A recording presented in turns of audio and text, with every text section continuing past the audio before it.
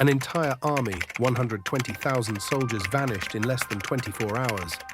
Not defeated, not captured, vanished.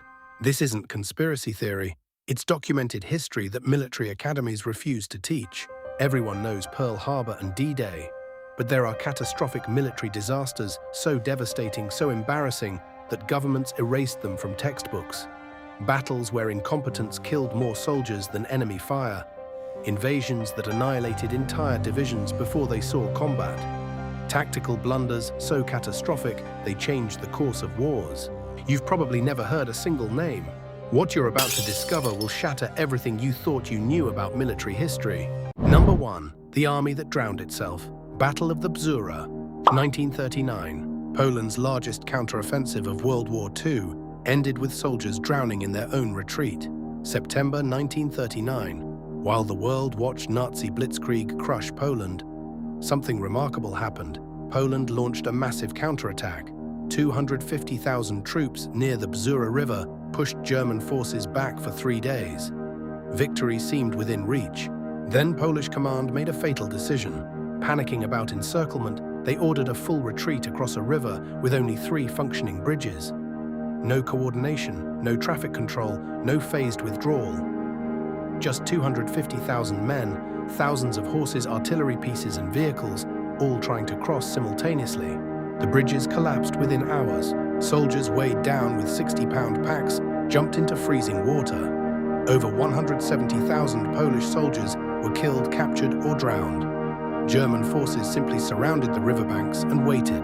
Polish engineers had proposed building temporary pontoon bridges days earlier. The request was denied as unnecessary. That single decision cost more casualties than the entire Battle of Britain. More soldiers died in the retreat than in actual combat. It remains one of the largest single battle captures in World War II, absent from most history textbooks. But this wasn't the most catastrophic failure. Just a few years later, on the opposite side of the world, geography became a more lethal enemy than any army. Number 2. The jungle that ate an army. New Guinea Campaign, 1943. 18,000 Japanese soldiers entered the jungle. Only 3,000 survived. The Allies barely fired a shot. New Guinea, 1943. Japanese High Command ordered what seemed simple march 500 troops through 60 miles of rainforest, cross a mountain range, and surprise Allied positions from behind. Every assumption was catastrophically wrong. Their maps were based on 19th century Dutch surveys. The 60-mile march was actually 140 miles through terrain, so dense soldiers couldn't see 10 feet ahead. They packed rations for 10 days. The march took 45 days. By day 6, soldiers were eating tree bark. By day 10, leather belts and boots. By day 15, documented cases of cannibalism emerged. Malaria, dysentery, and starvation killed far more than Allied bullets. When survivors finally reached Allied lines, fewer than 2,000 combat-effective troops, they were so malnourished that Allied commanders initially mistook them for refugees. The surprise attack consisted of starving men who could barely hold rifles. The Japanese government classified the entire operation, threatening court-martial for survivors who discussed it. Why? Because it proved modern armies could still be annihilated by geography and poor planning, just like ancient times. How do military planners make such catastrophic mistakes? The next disaster reveals an answer more disturbing than incompetence. Number 3. The fleet that sank itself. Battles of Coronel and Falklands, 1914. The world's most powerful navy lost 5 warships because they brought the wrong type of coal. November 1914. The British Royal Navy sent a squadron to hunt German ships off the Chilean coast. 5 British warships versus 2 German cruisers. It should have been a British victory. Instead, the British fleet was annihilated in under 2 hours at the Battle of Coronel. British ships burned Welsh coal hot and clean. But they'd been resupplied with inferior South American coal that produced massive black smoke visible for miles. Germans spotted them from 20 miles away and maneuvered into perfect firing position before the British knew they were there. 1,600 British sailors died, including Admiral Cradock, who went down with his flagship. The humiliated British Admiralty launched a revenge mission with their newest battle cruisers. The overconfident Germans engaged them head-on at the Falkland Islands. Every German ship was sunk in 3 hours. over 2,000 sailors killed. Both battles were completely avoidable. British intelligence knew the German fleet's location. German intelligence knew British reinforcements were coming. Both sides engaged anyway, driven by pride and political pressure. Over 3,600 sailors died in 2 battles that accomplished nothing strategically. The war continued exactly as it would have without either engagement. This wasn't even UWWI's worst naval disaster. That distinction belongs to something so classified it remained secret for 40 years. Number 4. The invasion that killed itself. Operation Wikinger, 1940. 22 German destroyers set sail to attack British fishing fleets. By dawn, 5 had been sunk by German forces. Not a single British ship was spotted. February 22, 1940. The German Kriegsmarine launched Operation Wikinger under radio silence, expecting a guaranteed success. The catastrophic flaw: the Luftwaffe and Kriegsmarine weren't communicating. When German pilots spotted unidentified vessels in the North Sea, they assumed they were British and attacked. While dodging their own aircraft, German destroyers sailed directly into a British minefield their intelligence had missed. 3 ships exploded immediately. In the chaos, 1 destroyer accidentally torpedoed another German ship. Admiral Lütjens, who would later command the Bismarck, ordered a retreat. During the retreat, destroyers traveling at high speed in darkness collided. 2 more sank. Final toll: 578 German sailors killed. 5 destroyers lost. 0 enemy contact. German High Command classified the entire operation as training exercise casualties, threatening execution for anyone who discussed it. The truth only emerged when Allied forces captured German naval records in 1945. How does a modern military power lose an entire destroyer squadron to its own incompetence? The answer connects every disaster on this list. If you're realizing how much history gets hidden, hit that like button and subscribe. The algorithm rewards engagement, and I've got dozens more buried stories coming. Hit the bell so you don't miss them. Now back to a disaster so catastrophic that 3 governments covered it up simultaneously. Number 5. The fortress that starved its defenders. Siege of Kut, 1916. 13,000 British and Indian troops were trapped in a Mesopotamian town for 147 days. By the end, it became Britain's most humiliating surrender until Singapore in 1942. The disaster: they didn't have to be there at all. British General Townshend had advanced too far into Ottoman territory. Suddenly cut off, he chose to wait for reinforcement in the town of Kut, instead of fighting his way out immediately, which was entirely possible. The Ottomans simply surrounded the town and waited. British relief forces launched 4 separate rescue attempts. Each failed with thousands of casualties. Inside Kut, the situation devolved into horror. By month 2, soldiers ate horses. By month 3, dogs, cats, and rats. By month 4, leather equipment, grass, and dandelion roots. Disease, scurvy, dysentery, typhoid killed more than starvation. The British had aircraft. They could have airlifted supplies or evacuated the wounded. Military doctrine considered aircraft observation tools only. Commanders refused supply drops because it wasn't proper military procedure. When Townshend surrendered on April 29, 1916, over 23,000 Allied soldiers had died, 13,000 in the siege, 10,000 in failed rescue attempts.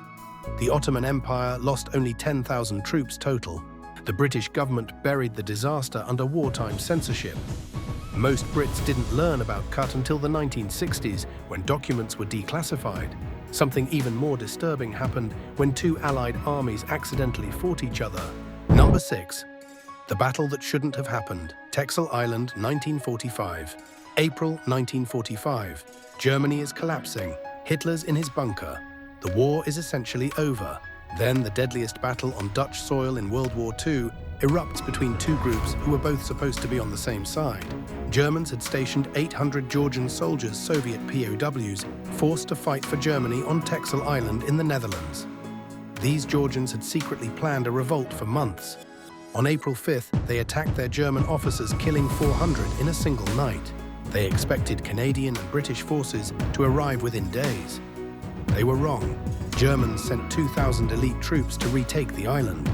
What followed was a 40-day bloodbath, while Allied forces sat miles away watching. Why didn't they help military bureaucracy?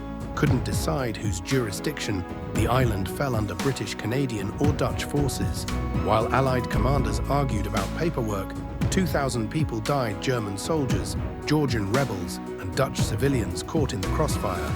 Houses burned, entire families were executed as suspected collaborators.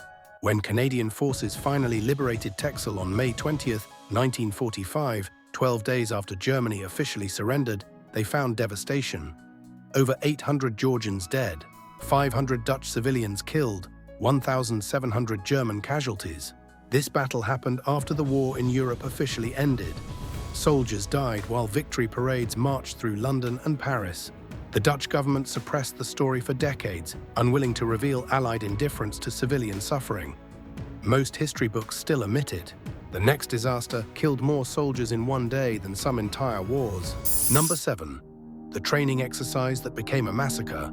Exercise Tiger, 1944. 6 weeks before D-Day, Allied forces conducted a massive invasion rehearsal on the English coast. Routine training became one of the deadliest Allied disasters of World War II, killing more American soldiers in one night than would die on Utah Beach during the actual invasion. April 28, 1944. 30,000 American troops practiced amphibious landings at Slapton Sands, chosen because it resembled Normandy beaches. 8 LST's landing ship tank carried soldiers' vehicles and equipment. Intelligence knew German E-boats operated in the area, so the Royal Navy assigned a destroyer escort. But that destroyer had been damaged in a collision and pulled from the exercise. Nobody informed the LSTs. At 2 a.m. 9, German E-boats stumbled upon the undefended convoy. German torpedoes slammed into LSTs filled with sleeping soldiers. Ships exploded, men trapped below decks drowned. Others jumped into 42-degree water wearing life jackets. Incorrectly, the jackets flipped them face down in the water. 749 American soldiers and sailors died. More than would die on Utah Beach on D-Day itself. Allied command covered it up completely. Families were told their sons died in training accidents, no details.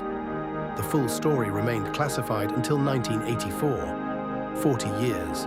Why the disaster exposed catastrophic failures in naval coordination, intelligence, sharing life jacket training and communication protocols. If word leaked 6 weeks before D-Day, it could shatter Allied morale and provide Germany with intelligence about invasion plans. Eisenhower ordered complete silence. Bodies were buried in unmarked graves. Survivors were threatened with court-martial if they spoke. Imagine dying in a practice invasion, your family never knowing the truth. What I'm about to reveal next involves an entire army that literally vanished. Number 8. The Army That Vanished, Tumu Crisis, 1449. 500,000 soldiers. The largest army ever assembled in medieval Chinese history.